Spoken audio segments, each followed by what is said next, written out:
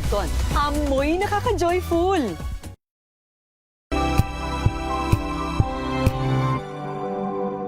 Wow, ang saya. Isang barangay na labada, puro mancha pa. Goodbye, pahinga. Mommy, isang laba lang yan sa Pride Bar Blue. May powerful stain-away enzymes na malupit sa dunit mansya. At di masakit sa kamay. Isang laba lang yan. Hello, pahinga. Hello, Pride Bar Blue. ACS. Maulan man, no worries na amoy kulog ang damit. Charm, Fabcon, bangong kumaka-bloom. Tanggal amoy kulog sa bango ng charm. Kaya gamit ko, Charm Fabcon with Bloom Fresh technology. Kills 99.9% of kulob-causing bacteria.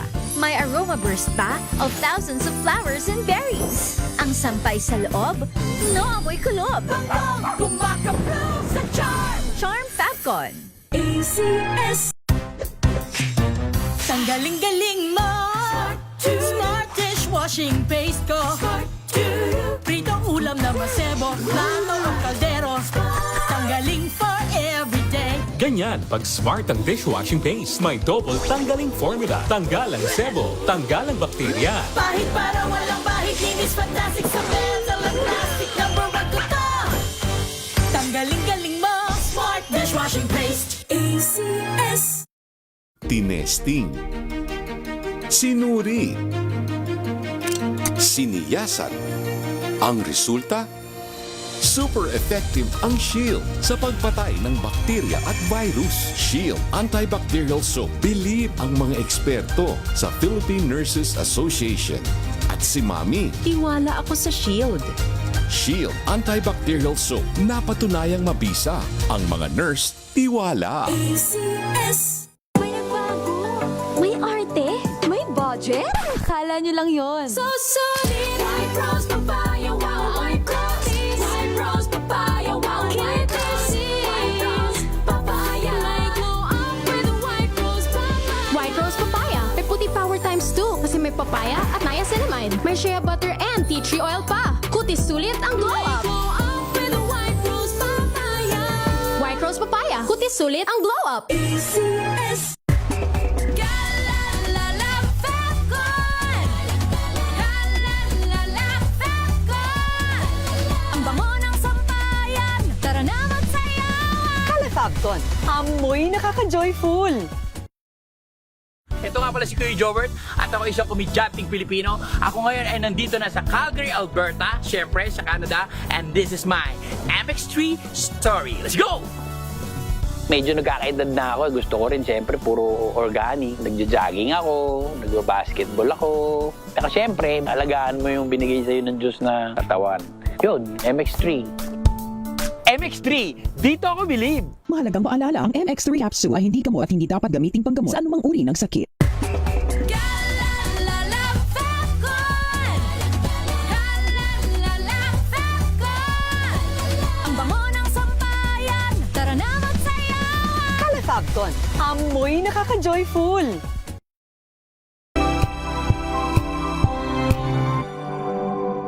Hello, Washi! Laundry day na naman! Yay! Anong meron? Mancha ng chocolate, putik, may libag pa! Kaya natin yan! With Pride Washing Machine Detergent, may triple stain-away formula. Tanggal ang makapit, madikit, at malupit na dumit mancha. Kaya easy-easy ang labada. Mula noon hanggang ngayon! All you need is pride. All you need is pride. ACS. Wow, ang saya. Isang barangay na labada, puro mancha pa. Goodbye, pahinga. Mommy, isang laba lang yan sa Pride Bar Blue. May powerful stain-away enzymes na malupit sa dunit mansya. At di masakit sa kamay. Isang laba lang yan. Hello, pahinga. Hello, Pride Bar Blue. ACS. Sa lahat ng bagay, simula pa lang, siguraduhing max protection na. Kasi pag kulang ang proteksyon, baka madaling masira. Sa ngipin, dapat may max protection din. Max sa alaga ng Unique Toothpaste. Max Protect formula. Helps stop cavities before they start, while keeping breath fresh. Try Unique Maximum Fluoride Protection. Para Max Alaga, Max Protektado. ACS. Hello, I'm Enteng Perez. I live here in Vegas and I'm a concert promoter. I could sustain this fabulous lifestyle in Vegas, not only have a fabulous job, but I have a fabulous healthy lifestyle. Number 1, good diet. Number 2, I have a good healthy regimen and routine. And of course, the most fabulous of them all is MX3 capsules and coffee. I love it. MX3, dito ako believe. Mahalagang paalala, ang MX3 capsule ay hindi gamot at hindi dapat gamiting panggamot sa anumang uri ng sakit. Galalala Falcon! Galalala Falcon! Ang bango ng sampayan, tara na magsayawan! Calafabcon, amoy nakaka-joyful. Sa puso ng kalikasan, natatangi ang prutas ng mangosteen. Ito ay nagtataglay ng antioxidant compounds na alpha, beta at gamma mangosteen. Ang MX3 capsule ay isang food supplement na gawa sa natural na mangosteen. Ito ay tested and proven to help avoid knee joint pain discomfort para iwas-iwas sa sakit with long-term supplementation 2 capsules daily. MX3 capsule, tunay, natural at orihinal. Mahalagang paalala, ang MX3 capsule ay hindi gamot at hindi dapat gamiting panggamot sa anumang uri ng sakit. Galalala Falcon! Galalala Falcon! Ang bango ng sampayan, tara na magsayawan! Calafabcon, amoy nakaka-joyful.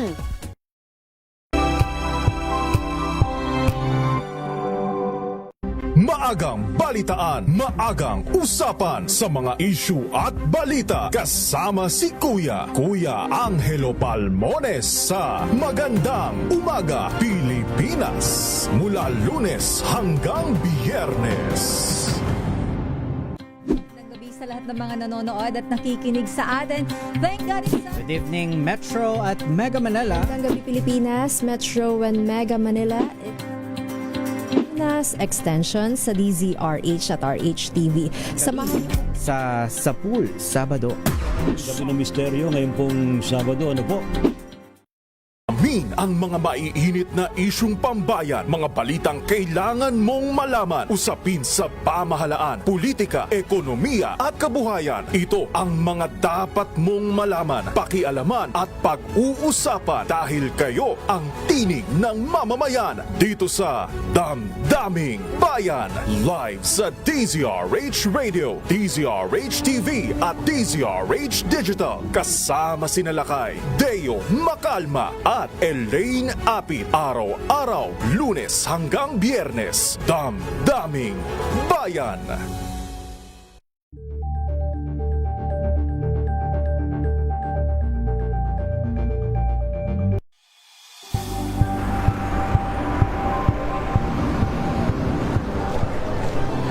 Ating mga eksperto dito lang sa Expert Opinion. Ito ang The Better News. TNVS. Trending and isang kwento, iba't ibang anggulo. Dito sa Point. Bawat pananagutan ating tatalakayin dito sa Hoy. Bawal yan. Filipino, dito lang sa DZRH. Massive entertainment and lifestyle. Ito ang MBC TV Network News. Una sa Pilipinas, una sa Pilipino.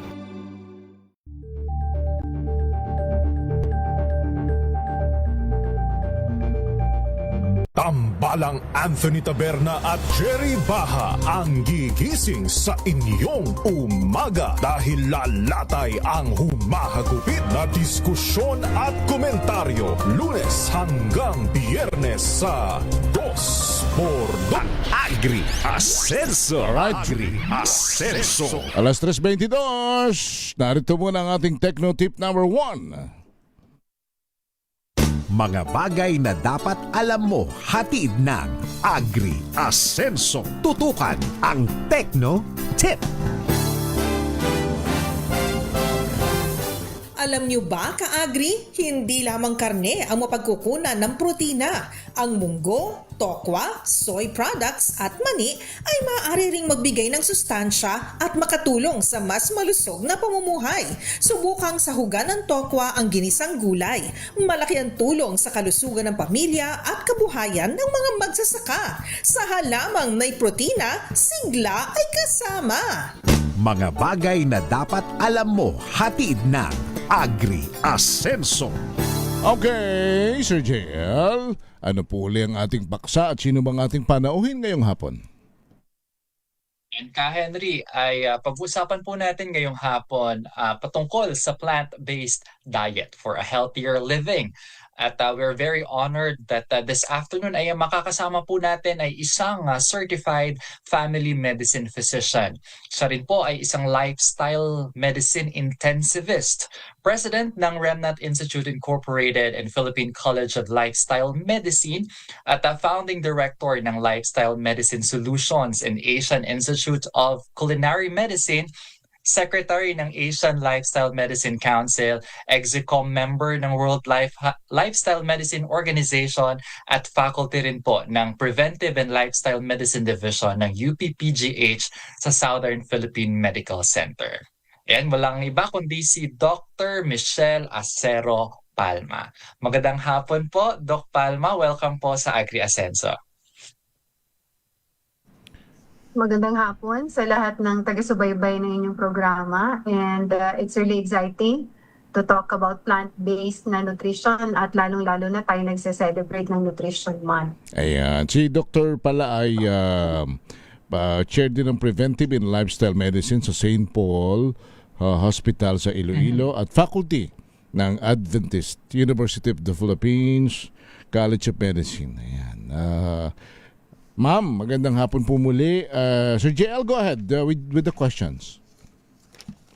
Ayan, personally, Ka Henry and Doc Palma, I'm very excited for our topic this afternoon. Ano po, at ang pangunahing katanungan po na gusto po nating malaman, lalo na ng ating mga tagapakinig, ay ano po ba yung Remnant Institute Incorporated? At paano po kayo nagsimula? At bakit Remnant yung naging pangalan po ng inyong pong institusyon? Yes, thank you, Sir JL. Actually, ang Remnant Institute, nag-exist siya noon pang 2008. As early as 2008. Tinawag siyang Remnant dahil ito ay nag-umpisa sa isang grupo ng iba't ibang professionals na may common na purpose is to deliver community engaged programs, including health, skills, and other educational programs na nasa komunidad. And then, eventually, naging kumonti na sila dahil may kanya-kanyang mga ibang engagements na kaya tinawag silang Remnant Institute. And ang Remnant Institute ay isang non-government organization. It's a non-profit. At ito ay binubuo ng iba't ibang expertise in medicine and education. At kami po ay accredited ng iba't iba din pong mga organisasyon. So like ang Remnant Institute ay affiliated sa Philippine College of Lifestyle Medicine, which is a group of physicians na ang kanilang specialization is into preventive healthcare. Kami din po ay affiliated sa Asian Institute of Culinary Medicine. Accredited din po kami sa Department of Health in terms of implementing programs under traditional and alternative healthcare, and then of course Agricultural Training Institute, tayo po ay extension service provider. Yun, sila pala yung ATI, Private Agricultural and Fisheries Extension. Ma'am, ano-ano mga serbisyong inihahatid ninyo bilang ATI Extension Service? Yes. Since ang Remnant Institute po ay accredited ng Agricultural Training Institute, so definitely, iba't ibang programa po ang aming na-i-offer sa community at sa mga beneficiaries ng Agricultural Training Institute, mostly people's organization, at kasabay na rin po ang mga empleyado mismo ng Agricultural Training Institute. Dahil po ang health and wellness ay programa po ng Remnant Institute dahil nasa amin po yung mga doktor. So sa mga extension service providers ng ATI, kung hindi po ako nagkakamali, ang Remnant Institute lang po ang may ang grupo ng mga doktor, no, na hindi lang po kami nasa agrikultura, kami po ay nasa health din. And ang Remnant Institute, we also offer some programs in organic agriculture dahil kami rin po ay accredited with TESDA, no? Sa TESDA po kasi merong agricultural production, no, agricultural crops production. And we also extend training programs on soybean production kasi po kami nagtuturo mostly on food preparation, pagkain, right? So kaya yung aming newest program na in-offer through the Agricultural Training Institute, ito po yung tinatawag natin na nutrition sensitive agriculture. And I think yun siguro yung magandang pag-usapan, lalo ngayon ay nutrition month. Nutrition month. Okay, so JL. So JL, go ahead. Nabanggit niyo po kanina, Doc Michelle, no, na kayo po ay miyembro ng Asian Institute of Culinary Medicine. Pwede pong kwentuhan niyo naman po kami patungkol po sa inyong partnership with this institute. Yes, ang Remnant Institute po kasi ay dahil siya po ay nagpo-provide ng mga community engaged training programs. Si Asian Institute of Culinary Medicine naman is more focused on mixing the science of medicine and culinary skills. Ito ay food preparation. Now, if you would notice, kapag kayo pumunta sa doktor at nangangailangan kayo ng nutrition prescription, nire-refer po kayo sa nutritionist. And then bibigyan po kayo ng nutrition prescription. Halimbawa, sa isang buwan, ganito yung kakainin mo. So, mostly, yung mga pasyente pag uwi sa bahay, they're actually troubled kung paano nila i-translate yung prescription na yun sa plato nila. Ano ba talagang itsura nun kapag ito'y pin-repair ko na? Ano ba talagang klaseng mga pagkain itong sinasabi na low in saturated fat? So, ang culinary medicine is a combination of the science of medicine and food preparation or skills para ma-enhance namin yung nutrition ng pagkain, yung nutrients, active constituents, at para ma-preserve natin yun at ma-maximize natin yung bioavailability at absorption. Lagi kong binibigay na example is very common, kamatis, Sir JL, ano? So, kung ako ay magtatanong, ano ang mas healthy, yung niluto bang kamatis or yung fresh na kamatis, I'm sure 90% of the time, ang sasabihin sa akin, yung fresh na kamatis. Tama ba? Kasi hindi mo siya niluto. Fresh mong kakainin, right? Pero pagdating sa lycopene kasi, ang absorption nun, hindi po natin makukuha yun kapag hindi natin niluto ang kamatis. Right? So mababa ang na-absorb natin. At isa pa, kapag hindi tayo nagdagdag ng fat doon sa lycopene, hindi maitataas yung absorption. Available siya, no? Lumabas dun sa cells ng kamatis kasi niluto mo siya. Pero yung absorption, hindi gaano dahil fat-soluble itong nutrient na to. Kaya kailangan may kasama siyang fat. That's just one example. No? And sa culinary medicine, dito rin po namin pinag-uusapan yung batch preparation, for example. Kasi lagi kami nagre-recommend, dagdagan po ang gulay, no? Idagdag yung beans sa kinakain ng mga Pilipino dahil ito'y mura. Pero ang hirap pong lutuin yan everyday. No? Minsan, pag nagluto ng gulay, napapagod mag-chop-chop. Chopping pa lang, no? Cutting pa lang, hindi na kaya sa oras. Kaya dito rin po namin tinuturo yung batch preparation. So those are just examples. Ma'am, yung sa kamatis lang, when you say dapat may kasamang fat, ibig ba sabihin, kailangan igisa mo at least sa mantika or sa meat? Actually, yes. Pwede mo siyang igisa. Dagdagan mo siya ng konting portion ng oil or baka gusto mo magdagdag ng other fats from other food sources. Kasi marami namang ibang pagkain na may fat component din. So let's say, sinamahan mo siya ng gata. For example, may avocado, nilagay mo dun sa salad, no? Things like that. Or may nuts and seeds siyang kasama kasi may fat component yun. So that will enhance absorption nung lycopene na meron ka. So yun na nga. 1 cup of fresh tomato versus 1 cup of cooked tomato, mas marami kang ma-absorb talaga na lycopene dun sa cooked tomato. Lalo pa kapag may kasama fat. Okay. So, JL? Doc, minsan kasi lalo na ako nalilito ako sa pinagkaiba ng vegetarian, sa vegan, at meron pa itong plant-based cuisine. So ano ba pagkakaiba nitong tatlo, Doc Palma?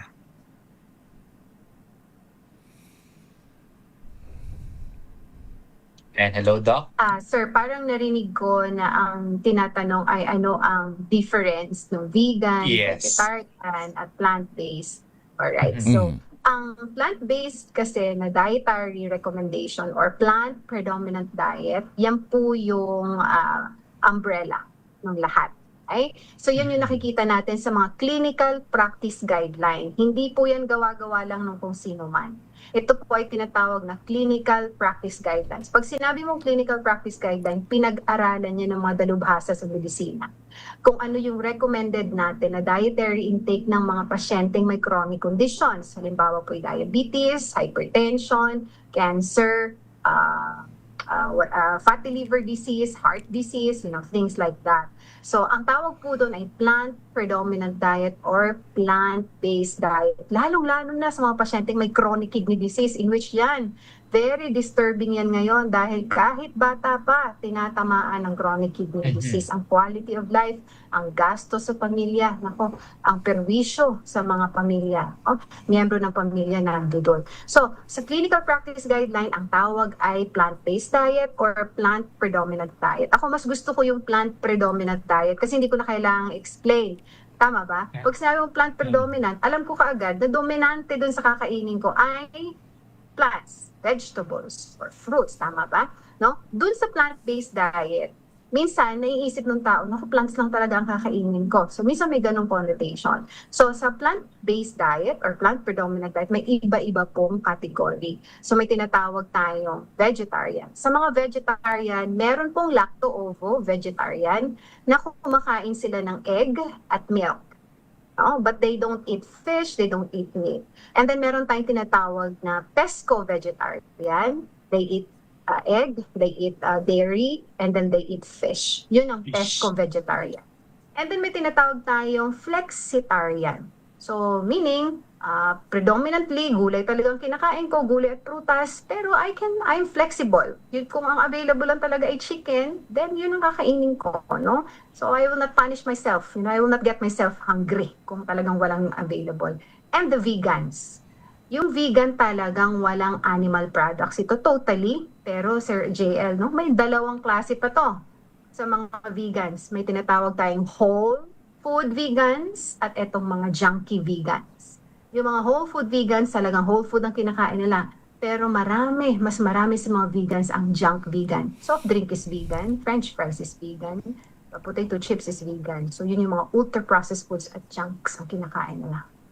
Ma'am, paano ninyo pinapalitan ang karne o isda na hindi nawawala yung kinaagawi ang lasa? Ano ang pamalit dyan? Kasi talagang sa gulay masarap ang may pritong isda. Sa pakbet masarap ang may pork chop. May ganyan talaga, ma'am, di ba? Sa sinigang masarap din ang may pritong tuyo, parang ganon. Paano ma'am pinapalitan 'yan? That's a really good question kasi ang Pilipino, nako po, gusto natin ng savory. Gusto natin yung umami taste, no? Narinig niyo na po ba yung umami taste? Yun yung savory taste. Kapag ikaw'y kumain at walang umami taste dyan, hindi ka na babalik sa restaurant na yan. Matabang. Ayaw natin ng matabang. Matabang. No? So, usually ganun ang sinasabi. So, since Filipino taste buds are more on the umami side, gustong-gusto natin yung texture ng pinirito, gustong-gusto natin yung texture ng ginisa, and then meat can give us a lot of umami taste at the same time. Yung tanong, paano mo siya papalitan? Let me go through the transition process first. Hindi pwede kasi na ang taong talagang karning kinakain, sasabihan mo na tanggalin mo to, bawasan, tanggalin mo to, palitan mo. So instead of saying palitan, we are saying decrease the portions. Ang ibig sabihin ng decrease na portions, instead of you consuming 250 grams, 300 grams in one sitting, pwede naman natin gawing 100 grams yun. Pwede naman natin gawing 50 grams yun. Nandoon pa rin yung taste, sir. Yung piniritong isda na nilagay mo sa pakbet, nandoon pa rin naman yung taste pero nabawasan mo yung portions and it will change the entire nutrition profile. Na-enjoy mo pa rin yung taste, hindi ka nag-crave, tama ba? Pero mas dominante yung gulay na nandoon. Rather than me saying, tanggalin mo yan, palitan mo yan. Mamaya sabihin ko, palitan mo ng tofu yan. Sir, ibang-iba ang lasa ng tofu sa isda. Tama po ba? And then along the transition process, kapag ang tao ay nakakapag-adjust na, sanay na hindi masyadong marami yung kinakain nilang karne, no? Or fish, or chicken, or meat, no? And nasanay na yung taste buds nila doon sa gulay, then this is the time we introduce other plant-based substitute. Ito na po yung mga tofu, no? Ito na po yung mga meat substitutes. Ako, personally, yung mga meat substitutes, let's say, tocino yan, pero vegan. No, tapa yan, pero vegan. Tinuturo ko po yan sa mga pasyente dahil po, kailangan ko i-change yung kanilang nutrition profile. Halimbawa, they still cook their real tocino, but then half nun, plant-based tocino na pala. They will never know the difference. Pinag-mix na nila Tama po ba? But I have changed the entire nutrition profile. Half ng nutrients at half ng calories nun, alam ko galing sa plant-based. Dahil ang katawan natin, pag kinain natin yan, hindi alam ng katawan mo kung ano yung nilagay mo sa bibig mo It will process the food according to the nutrient value. Yung nutrients ang alam ng pagkain, hindi yung pangalan ng food. I hope that makes sense. Ma'am, Sir Jel, isang question lang. Kung ako ba'y magigisa ng sardinas na maraming malunggay o talbos ng kamote, alugbati, dahon ng kalabasa, masustansya ba yun? The answer is, mas masustansya siya, relatively, compared to eating just your sardines. Number one, na-increase mo yung volume. So definitely, hindi mo mauubos yung buong lata ng sardinas, na sardinas lang. Tama po ba? Kasi naglagay ka ng mga gulay na parami mo yung volume. So portion of that lang ang makukonsume mo. Tama ba? Pampalasa so that lang. means, yung nutrient. Yes, kasi ginawa mo siyang pampalasa. Lalo pat nilagyan mo ito ng upo, masabaw ang upo. Or nilagyan mo siya ng sayote. Nagsasabaw din po ang sayote. Yung taste po nandoon pa rin. Pero yung nutrient value, nalagyan mo ng fiber. Zero fiber kasi ang sardinas. Nilagyan mo ng gulay. Di of course, nandoon yung nutrients na manggagaling sa gulay. Iyan na nga. Kanya yes, Sir mas masustansya. Si Sir JL, with your permission, kanya ko na itanong yan kasi sa mga relief goods, sa mga kadalasan, napakarami ay sardinas at noodles. Pero doon muna ako sa sardinas. Yung bang sardinas per se ay kokunti lang ang sustansya at mas marami ang makukuhang hindi magandang epekto sa kalusugan? If you look at the nutrient value ng sardines, kompleto po siya din po siyang may carbohydrates dahil meron silang sweetener na nilalagay as ingredient. May protein din siya kasi siya ay isda. No? And then of course it has fat kasi talagang may sariling fat ang isda. Kung titignan mo naman yung magiging byproducts pag kinain mo na yung sardinas, dahil ang sardinas ay yung laman loob niya ay nandoon at nakakain mo siya, isa po ang sardinas sa may pinakamataas na uric acid byproducts. So, totoo pala yun. Kaya if you notice, kapag may kalamidad at sardinas ang laging naibibigay, nandoon po yung mga uric acid na inaatake. Sumasakit yung mga kasukasuan, lalo na sa isang linggo, yun ang nakakain nila. Dahil po yun sa uric acid build-up. Yun naman ay byproduct nung kinain nating sardinas. So like I mentioned, nandoon pa rin yung macronutrients na kailangan natin, no? Pero may mga byproducts kasi tayong nakukuha. So with all due respect doon sa mga namimigay, sana baka pwedeng mag-change. Pero sana dagdagan nila ng munggo. Sana dagdagan ng munggo. Hindi, tingnan mo naman. Yung munggo na mayroong sahog na sardinas. Sabi yung munggo roho, nakakayurik at nakakarayuma din. Totoo ba yun? Baka pag sinama sa sardinas yun, maglabo-labo. Lalo sa kasukasuan yun, hindi naman. Hindi ba totoo yung munggo nakakayurik? Kahit saan pong literature natin i-review yan, wala pong katotohanan. Lahat ng beans? Lahat po ng doktor, lahat po ng doktor na may kaalaman sa nutrisyon. Ito po yung ano na to ha, society na po ito, asosasyon ng rheumatologists. Sila yung humahawak na itong ating mga kasukasuan, joints, right? Sila po yung nagka-campaign sa Pilipinas. Tigilan na po ang fake news na sinasabing ang munggo, ang beans, literally, ay nagpapataas ng uric acid. Sir, thank you for mentioning. Yung sinasahog po talaga ang mataas, ang uric acid, hindi po ang beans. Yung ating munggo kasi pag niluto natin yung munggo, ano po ba laging sinasahog? Karne. Yung mataas ang uric acid. Exactly. May chicharon pa ang nilalagay. Yun na nga. And other things, no?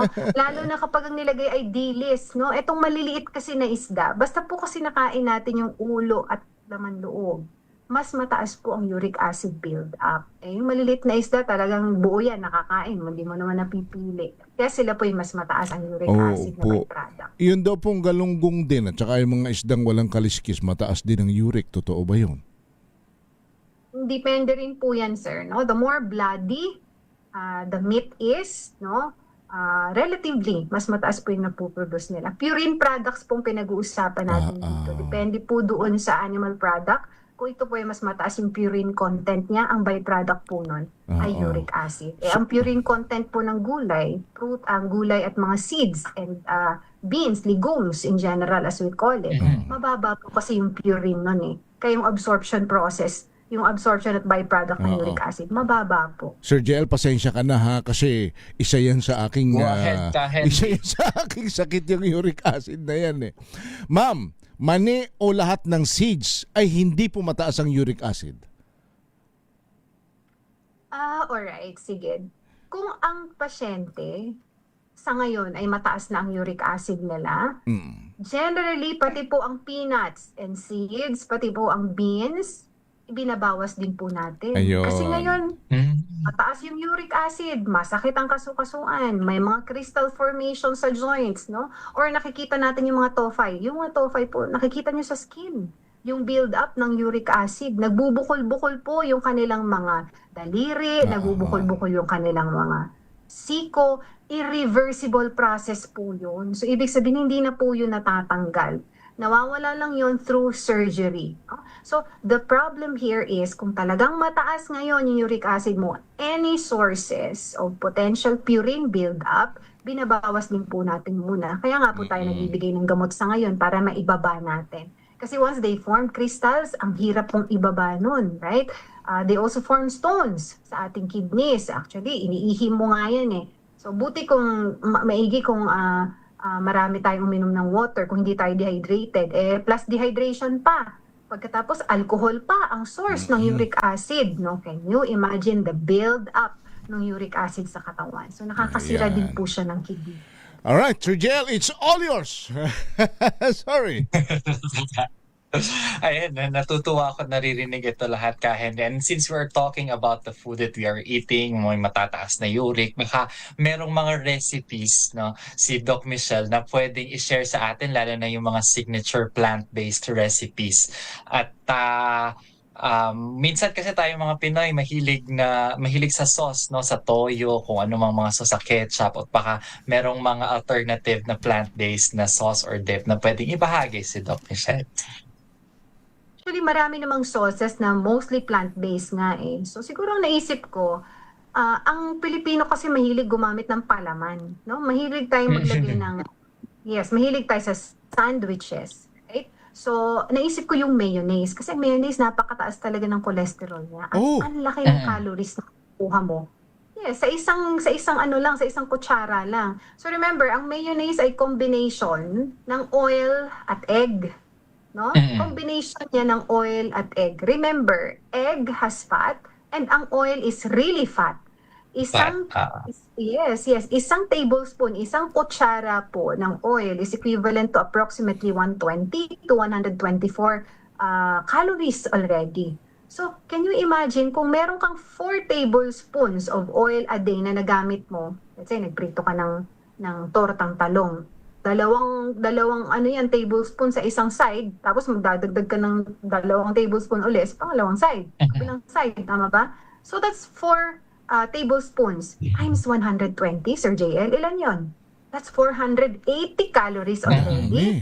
Sa tortang talong lang, pwera pa yung tortang talong talaga na kinain mo. So that's over 500 calories sa ulam pa lang. Wala pa dun yung kanin. Wala pa dun yung sausawan mo na nilagay mo dun. So that means you can easily eat up the calories in one sitting. Dahil nga dun sa ingredients na ginamit natin. Okay, sige. Going back, example kasi yun, no, para at least ma-picture out nyo kung anong calories na pinag-uusapan. And by the way, how much do you need for the day sa calories? Usually, kung di ka naman nag-gym lagi, depende sa weight mo, 1,800 to 200 calories a day. O, diba? So, dun mo nakikita yung volume na nakukuha mo. So, for mayonnaise, for example, meron tayong pinaka-common na ginagamit na plant-based substitute. Ito yung tokwa. Tofu, no? Yung tofu kasi, yung texture niya, kayang-kaya niyang i-imitate yung mayonnaise, right? So nagdadagdag lang tayo ng other ingredients to get the umami taste. Nilalagyan po natin yan ng garlic powder, ng onion powder, and then nagdadagdag din po tayo ng konting sweetener, kahit po yung table sugar lang. And then we put lemon para nandun din yung sourness. So depende kasi minsan yung tofu sour na din, ano?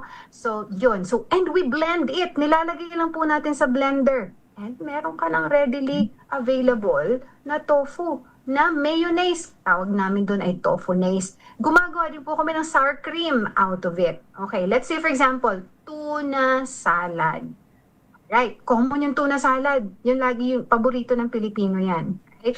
So, instead of tuna, ang ginagamit po namin ay garbanzos. Kilala naman po natin ang garbanzos. Napakamura ng garbanzos. It's chickpea. Right? So, yung cooked na garbanzos, minamash lang po natin yan. And then, nilalagyan po natin ng ating other ingredients. Ano ba yung nilalagyan natin other ingredients sa tuna salad? All the rest na. Nandun na yung sibuyas, nandun na yung celery, no? And other ingredients, relish, nilalagay din po natin doon. And then yung mayo na ginawa natin out of tofu. Alright, so here, naglalagay po tayo, yes, para po to have the fishy taste, gumagamit po tayo ng nori. No?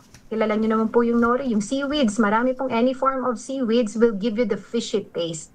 Alam mo, pag binigay mo to sa tao at you don't tell them that it's not tuna, it's not real tuna, they will never know. We've tasted that many times, no? We've tried that many times. They'll never know. Or otherwise, 1/4 lang nung usual ingredient ng tuna, nilalagay namin konting-konting tuna, and then all the rest are chickpea.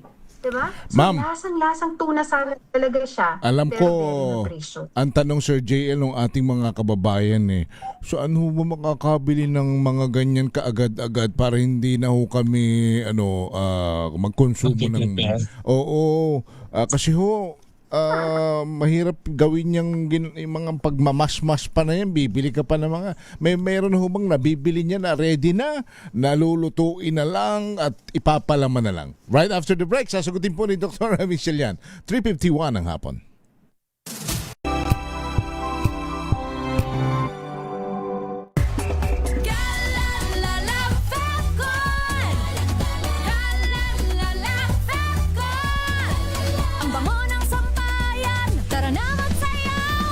Fagcon, amoy nakaka-joyful.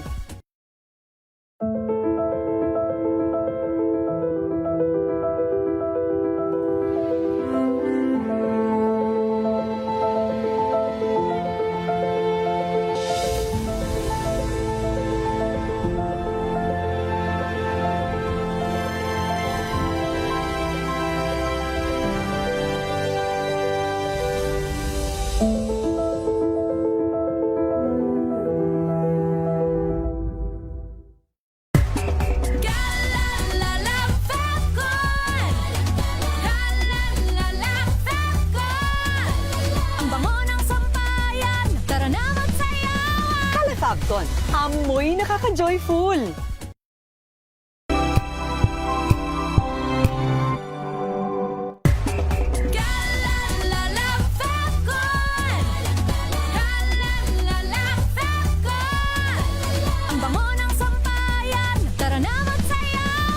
Fagcon, amoy nakaka-joyful.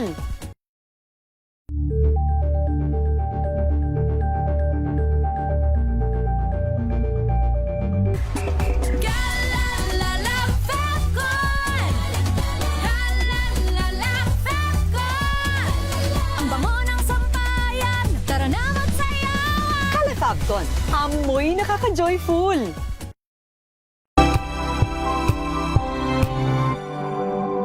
Sa pagbabalik tanaw sa 87 taong legasiya ng DZRH, napagtagumpayan na ng kauna-unahang himpilan ng radyo sa Pilipinas ang iba't ibang pagsubok, kabilang na ang bangungot noong panahon ng ikalawang digmaang pandaigdig.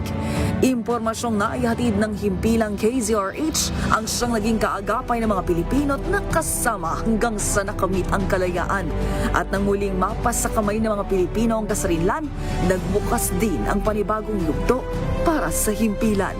Mula sa KZRH na kalaunay naging DZRH, ang mga balita at impormasyon ang nagsilbing gabay ng mga Pilipino. Naging hudyat ito ng panibagong simula at patuloy na paglago, kasabay ng pagsilang ng mga programang nag-iwan ng bakas sa kasaysayan at sa puso ng bawat Pilipino.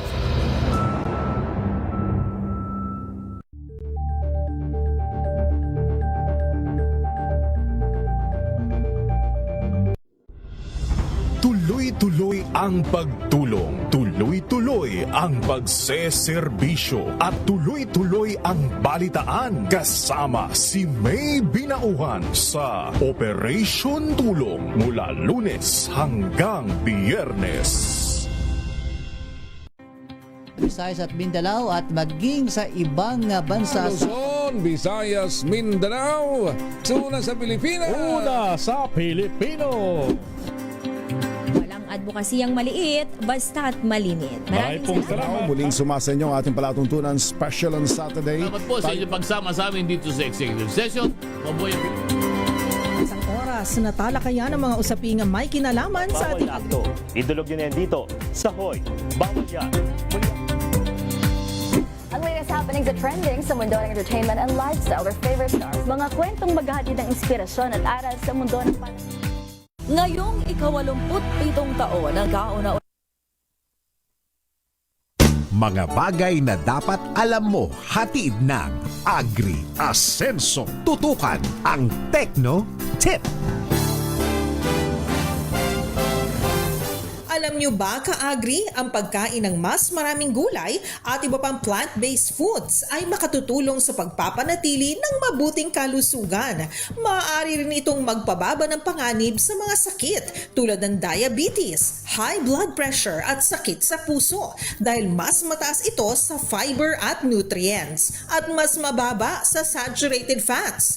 Mas maraming gulay, mas masigla ang buhay. Mga bagay na dapat alam mo, hatid ng Agri Asenso. Alright, Sir JL, si Dr. Michelle, opo, yung siguro. Doktora, ma'am, saan ba kami makakabili niyang masarap na binabanggit ninyong yan na masustansya? Good news, sir. Kasi yan naman ay readily available, no? In fact, kahit nga sa mga Food Panda at mga yung mga online na pinag-orderan, meron namang ganong available. Diyan sa Maynila, ang hospital po ng mga Seventh-day Adventist, no? Yan ay may mga plant-based na mga options, marami din. Kami sa amin, sir, sa Asian Institute of Culinary Medicine sa Quezon City, may teaching kitchen po talaga dyan. So tinuturuan yung mga pasyente or people in the community, you know, to prepare. Ma'am, uso na kasi yung online. Pero ang advokasya po natin, sir, ay matuto po ang ating ang taong bayan na mag-prepare ng pagkain.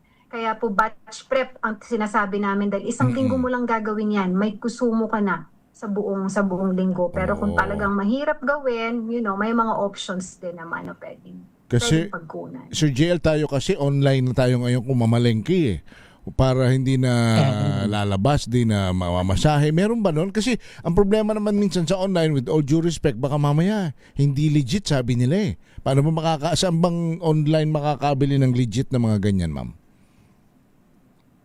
Yes, sir. Yun na nga yung binanggit ko kanina. Kapag ito'y nandun sa mga nasa app, baka bawal magbanggit, hindi ko kasi alam. Yung mga app natin ng mga lutong pagkain, no? Yun ay legitimate naman. And then yung hospital na sinasabi ko, no? Available talaga yun kasi yun talaga, if for the information of everyone, ang Adventist hospitals kasi purely ang siniserve nila sa ospital sa lahat ng pasyente ay plant-based. So maraming pang take-out doon, maraming supplies na pwedeng gamitin. So malapit lang naman yun, sir, at tumatanggap din po naman sila ng delivery. No? So meron po, may mga options. Ayan. Alright. Sir JL? Ka-Henry, dahil nabanggit ni Doc Palma kanina na may mga workshops sila sa Remnant Institute, baka may mga tagapakinig at tagapanood tayo na gustong mag-enroll sa mga online ba yan o actual workshop. Paano po ito, Doc Palma? Yes, actually, pag-type nyo lang po sa Facebook, Culinary Medicine. Pag nag-type po kayo ng Culinary Medicine, ililid po kaagad kayo doon sa website. Pag na-lead kayo doon sa website, meron po kaming mga free resources, free recipes, meron kaming mga webinars, no? May mga online courses din kung seryoso ka na matuto ng mas marami. And of course, meron po kaming training program with Agricultural Training Institute. Ang tawag po namin doon ay Nutrition Sensitive Agriculture. Ang goal po namin sa Nutrition Sensitive Agriculture ay hindi lang production ang matutunan ng ating mga beneficiaries sa ATI. Ito po yung pagmimix ng mga nutrients kung paano magiging mas beneficial yung piniprepare nila na pagkain at kanilang pinuproduce para sa sarili nilang katawan. Hindi lang po sa food production but food consumption. Yun. Alright. So ma'am, ako sana may round 2. Ang daming gustong magtanong ng mga... Hindi, kasi hindi pa natin natalakay yung rice. Diba? Hindi pa natin natalakay yung sabi nila, yun daw bulalo, collagen daw yun. Mga ganyan. Diba? Sana may part 2. But anyway, Doktora, salamat po ng marami sa inyo. So JL, pasalamatan po natin ang ating panauhin. Ayan, maraming salamat po, Doc Michelle Palma. At baka may onting payo po kayo sa mga tagapakinig at tagapanood po natin bago tayo magtapos. Alright, maraming salamat po sa imbitasyon. It's really exciting to always share online man or in person, but basta po tayo nakaka-reach sa community. Marami pong misconception in terms of nutrition dahil ang nutrition science mismo ay nakaka-confuse. Kailangan po nating maghanap ng mga evidence-based na references para po hindi tayo nawawala sa ating mga sinusundan. Again, kung kaya po natin ng plant predominant diet, yun po ang ideal para sa atin. Prevention and management of chronic conditions. Again, maraming salamat. Ma'am, may nagtatanong dito, saang soap opera daw ba kayo? Parang napapanood daw kayo sa soap opera. Baka sa panaginip. Doktora Michelle, salamat po ng marami po sa inyo. Ayan, si Dr. Michelle Acero Palma, isa pong Certified Family Medicine Physician at Presidente ng Remnant Institute Incorporated. Thank you so much, Doktora. Sir Jel, yan na po ang ating programa. Baka mayroon po kayo i-announce.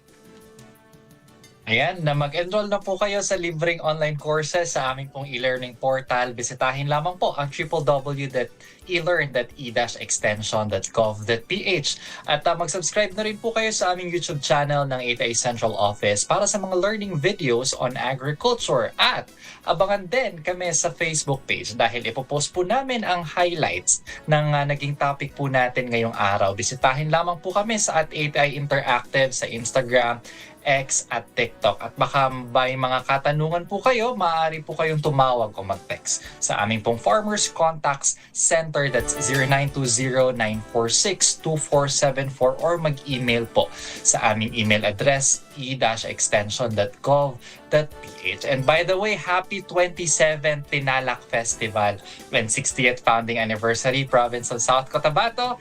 At maraming salamat po, Ka-Henry, at sa lahat po ng tumutok ngayong araw. Happy weekend sa inyong lahat. Salamat po sa mga inyo ng Agri-Ascenso. Sa ngalan pa rin po ng aming kasamang si Ma'am Nyet Arceo, ang Assistant Director ng ATI. Ako po si Henry Uri. Happy weekend. Bye! Hanggang sa susunod na Sabado, sama-sama tayong matuto. Kinig ulit, nood ulit, tuloy-tuloy lang ang follow. Hatid ng Department of Agriculture at Agricultural Training Institute. Mga bagong karunungan sa agrikultura. Agri-Ascenso.